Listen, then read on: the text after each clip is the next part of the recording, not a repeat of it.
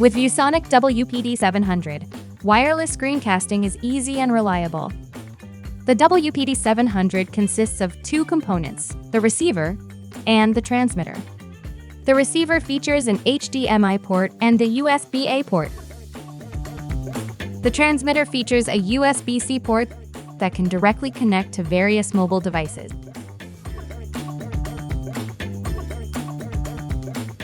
To start casting, first plug the receiver to the projector.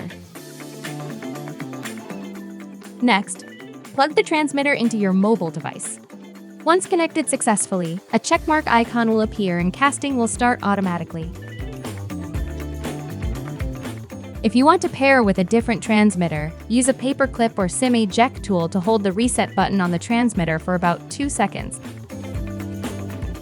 Plug the transmitter into your mobile device and press the pair button for 5 seconds.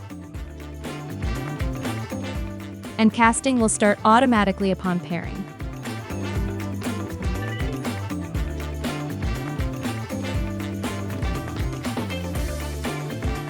To stop casting the first transmitter, press the pair button.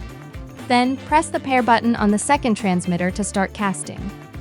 Once connected, casting will start automatically.